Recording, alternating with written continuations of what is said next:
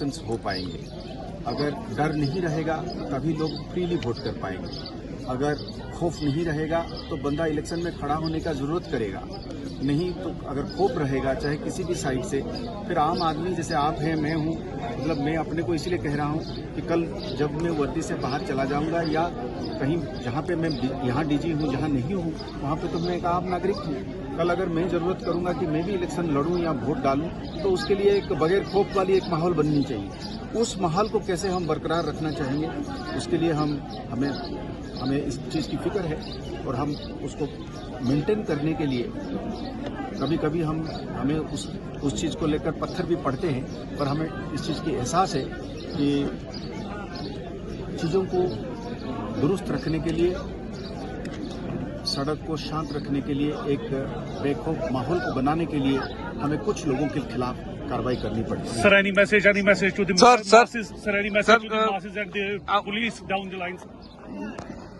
So the message from a police officer, be of whichever rank he is always this, that please accept this. We have to be tough against some people. Police by definition is law enforcement.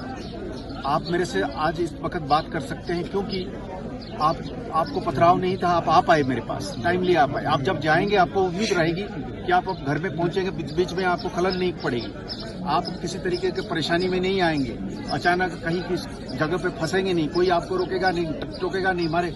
तो उस माहौल को बनाने के लिए हमको कुछ लोगों के खिलाफ कार्रवाई करनी पड़ेगी। सर और वो कार्रवाई जब हम करते हैं, हम इस बात का भी एहसास रखना चाहते हैं कि हम ट्रैफिक एक्सीडेंट को मर्डर नहीं बनाना चाहते हैं। जिसका जो गुनाह बनता है उसी गुनाह के हिसाब से हम चलना चाहते हैं। पर हम लॉ एनफोर्समेंट एजेंसी होने के नाते लॉ को तो एनफोर्स करेंगे, तो इसमें हमें मदद चाहिए, इसमें लोगों का पूरा सपोर्ट चाहिए और लोगों को पूरा सपोर्ट मिल भी रहा है। हमें इस बात का भी हमें एहसास है। जी सर, रिसेंटली टॉप कमांडर एलईटी का यहाँ मारा गया पुलवामा में, तो अब क्या है मिलिटेंसी का ग्राफ क्या है एक्चुअल इन कश्मीर में खासकर?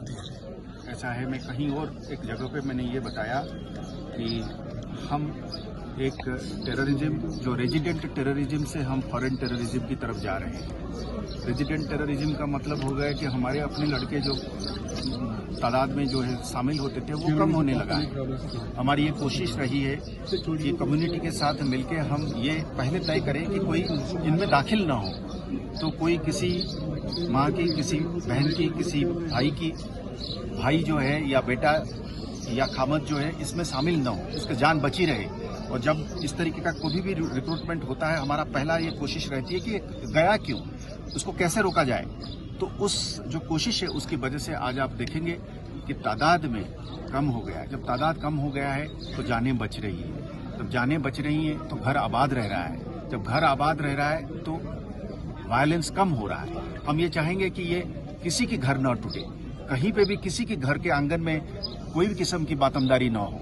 अब फॉरेन टेररिज्म है, अब आज के दिन में 70-80 लोग आ गए हैं, वहां से आते हैं, वो बराबर कोशिश करते हैं आने के लिए। जब आते हैं वहां से बंदूक लेके आते हैं, आईडी लेके आते हैं। पिछले दिनों में उन्होंने इलेक्ट्रिक के खंभा उड़ाने की कोशिश करी, तो इलेक्ट्रिक खंभे से तो हम सब लोगों को बिजली मिलती है, आपको भी बिजली मिलता है, आपके टेलीफोन भी उसी से चार्ज होता है। तो वहां से लोग पैसा तो लेके नहीं आते हैं, मेडिसिन तो लेके नहीं आते हैं, नौकरी तो नहीं लेके आते हैं, अस्पताल तो नहीं लेके आते हैं बंदूक लेके आते हैं। तो मेरा तो ये गुजारिश रहेगा कि वहां आने के बाद जो लोग उनको सपोर्ट करते हैं, चंद लोग हैं, घर में रखने की कोशिश करते हैं, उनको एक जगह से दूसरे जगह ले जाने में उनको मदद करते हैं, छिपाने की कोशिश करते हैं, हम मजबूर हैं उनके खिलाफ कार्रवाई करने के, सख्त कार्रवाई करने की, ताकि बाकी लोग बचे रहे। 100 में से एक आदमी को हम उसके खिलाफ कार्रवाई करने में हम मजबूर हैं, ताकि 99 लोग शांति में रहें, अमन में रहें, खुशहाली में रहें, तरक्की करें। Thank you.